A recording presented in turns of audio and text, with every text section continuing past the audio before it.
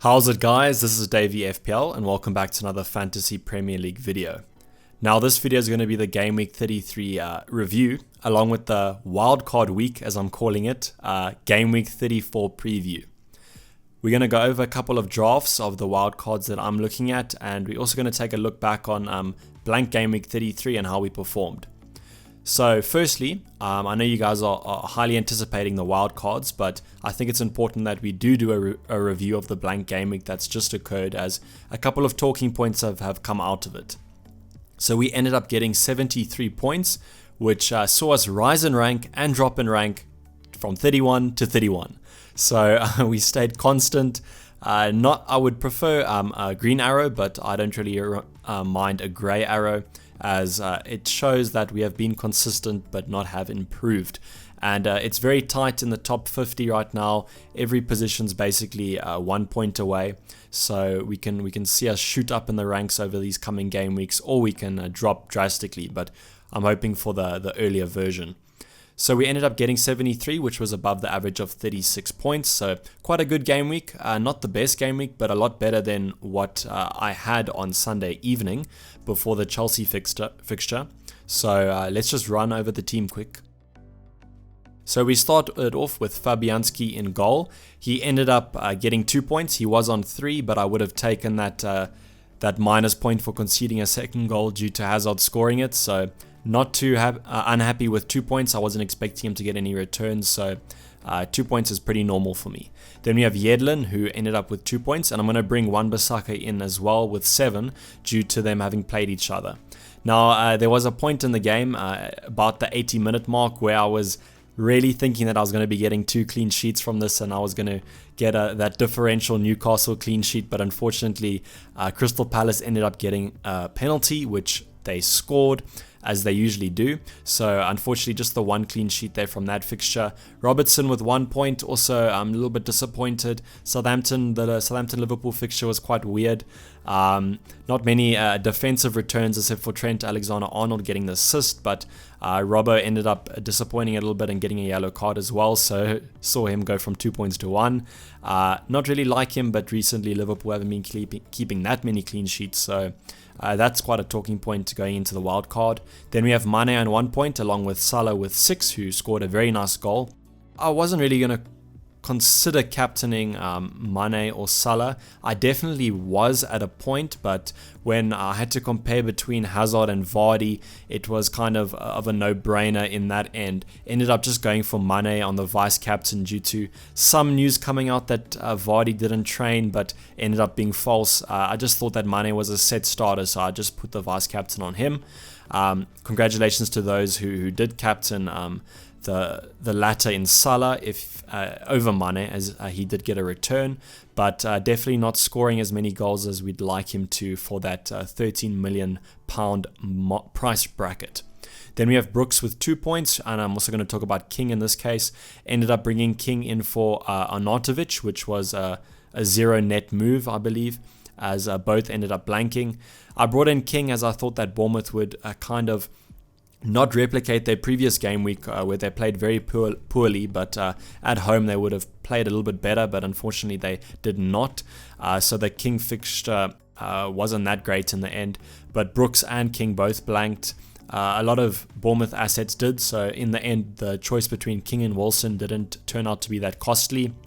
Then we have Hazard with 16 points, who was my captain. Offered a great performance last night, ended up matching Vardy.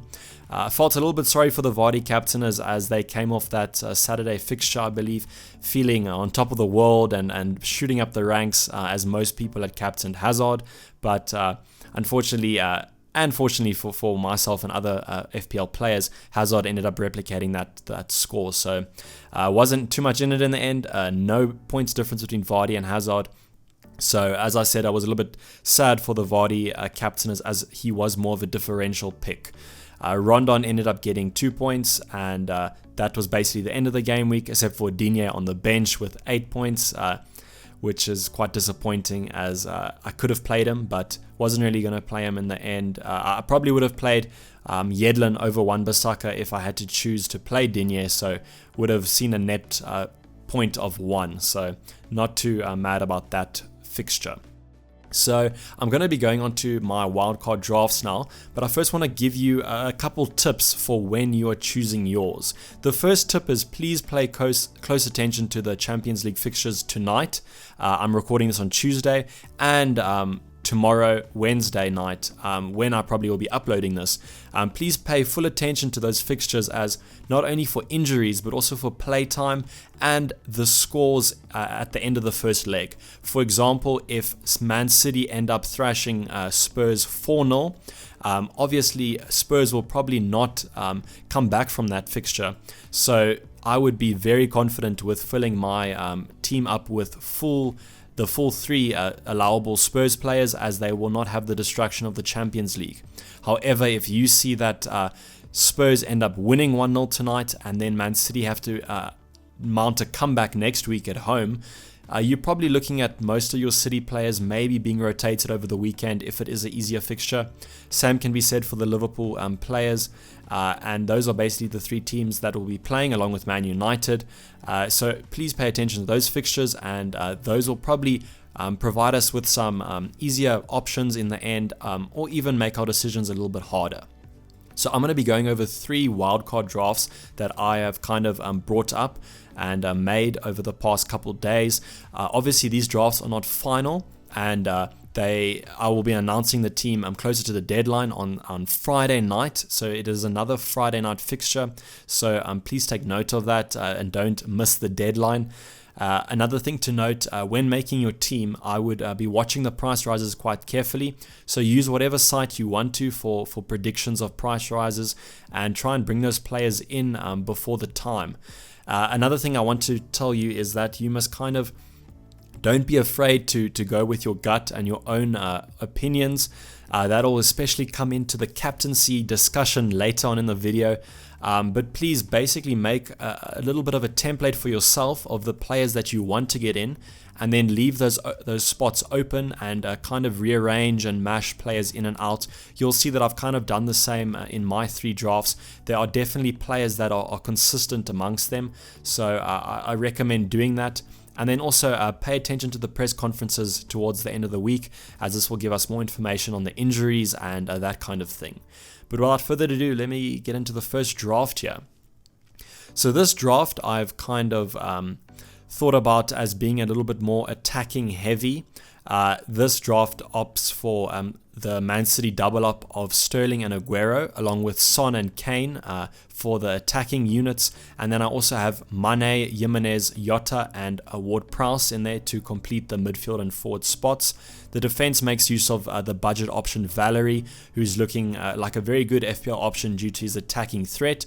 And then we have the duo of Duffy and Dunk as centre backs for Brighton, Alexander-Arnold, Johnny, Foster and Ryan. Things I just want to talk about this with this draft is that the players you're kind of going to see that are quite consistent with my team are Aguero, Jimenez, Kane, Son, Sterling. Mane's in and around a little bit, but players like Valerie, Duffy and Dunk are set starters, and Jota as well. With this draft, you can downgrade, and with all my drafts, I've offered downgrade options for those of you who don't have the exact budget that I do. Options that you can downgrade are Johnny to, say, Bennett, for example, or Duffy to a cheaper wing back like Montoya for Brighton, and that kind of thing. The thing to note in this draft is I do have the keeper rotation of Ryan and Foster, mainly just because Ryan has a very nice Game Week 34 double, and then Foster has that double Game Week 35, those perfect fixtures in my opinion. So there's a little bit of rotation you can do with this team, and some options that you can bring in and out. The thing to note is that I do still have Mane just due to his good form, but I'll talk about an option later on without Mane in the team. So moving on to the second draft, I have the exact same lineup. I've just offered Sterling up for De Bruyne, and then I've used that money to upgrade Son to Eriksen, and then I've used the money as well to upgrade Ryan to Lloris. And then I also have Cody instead of Johnny, but that's just a preference thing. I just wanted to have a little bit of a different option between the 2 drafts. So I like this draft especially more, and I'm kind of leaning towards it a little bit more due to it just being a better all-round team. Lloris has a very good fixture in Game Week 34, and I don't know if I exactly want to triple up on the Brighton defense.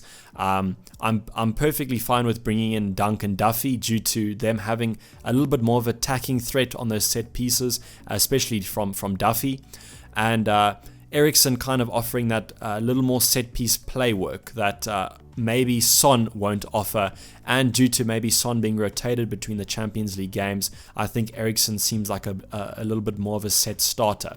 As you can see, there are still the same players that are consistent in terms of Jimenez, Aguero, Kane, Alexander-Arnold, Duffy, and Ward-Prowse, Jota.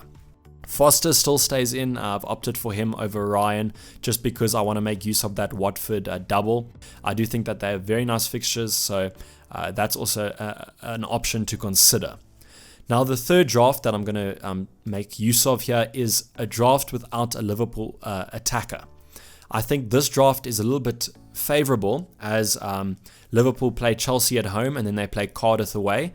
And if I had to opt for a Liverpool attacker, it will probably be Mane. And Mane's attacking form is a little bit shoddy over this season. He seems to definitely play better at home, so I don't really mind not having Mane for that Game Week 35 fixture. He will 100% be coming in for my Game Week 36 team with the view of triple captaining in that game week, as Liverpool do have Huddersfield. So I can see this team working out quite well due to you making use of another double game week player instead of Mane. The Cardiff fixture is still a good fixture. I just, as I said, think that Mane's form away is a little bit bad, so could be cautious in that one, but then I would be bringing him back for the Game Week 36 fixture. Another thing to note is that I have opted for Edison as well in the defense here in terms of keeping those clean sheets. I do think that Man City do have some favorable fixtures towards the end of the season, so I've opted for him as I have made use of triple Spurs attack in terms of Eriksen, Son, and Kane in this example. So I think this team also looks quite good and is quite nice. It also makes use of Kolasinac, not for the clean sheets, as Arsenal can't seem to buy a clean sheet away from home, so I'm hoping for those attacking threats from him. And I've also brought in Deulofeu, injury dependent. He did come off injured in that FA Cup semi-final, so hoping that he can come back on. I do like this team, as Deulofeu does let me take advantage of those Watford fixtures, as I said. And then just in terms of other players in this drafts and things that you can change, this is all dependent on Aguero. Obviously, if I do not have Aguero, I probably would have brought in Sterling and De Bruyne as my double up for Man City. I probably won't be getting in Jesus unless Aguero is confirmed out for a number of weeks. Then Jesus is set to start. But you can see throughout these three teams that I'm kind of leaning towards a template for myself of Spurs, Wolves, Man City, some Liverpool players and some Southampton players around there. Main things that change are the goalkeeper rotation, but I still have those Brighton defenders to make use of that Game Week 34 clean sheet double. So that's basically going to wrap up the video. Last thing I just want to talk about is captaincy. So for me, the main two options this week are going to be Spurs and Brighton. I just think that they have great fixtures, and the others don't really have that great of profitable fixtures in my opinion in terms of the top six. So I'll definitely be looking at Kane, and then if you were to captain a Brighton option, it would probably have to be Duffy. I just think that his stats has been the best and make him the best Brighton player to captain. But that's what I'm talking about with being a little bit more of a differential, is that I don't think many people will captain Duffy, but there will be a certain few, especially in the FPL community on Twitter and that kind of thing. So if you're really looking for a major differential, I would look at captaining Duffy, but I think most of us will be captaining the likes of Kane. And Kane will probably be my captain going into game week 34. So firstly, I just want to say good luck for, as I'm calling it, Wildcard week. I hope that you get your teams exactly how you want them to be, and just monitor the games that are happening and the price rises that should occur. Leave any comments down in the description and I'll try my best to help you out with your teams. Also reach out to me on Twitter over at Dayvy FPL. And the voting for the Footballing Blog Awards is still open, so if you have not voted yet, I'll leave the links down in the description. I'd appreciate it if you give me a vote. Yeah. But otherwise, thanks for all the support recently over on Twitter. We have hit 2,000 subscribers and we are nearing the 6,000 subscriber mark here on YouTube. So I'd appreciate it if you do subscribe and support the channel. But otherwise, I hope you enjoyed the video. I'm going to be signing off. This has been Dayvy FPL and I'm out. Cheers. Bye.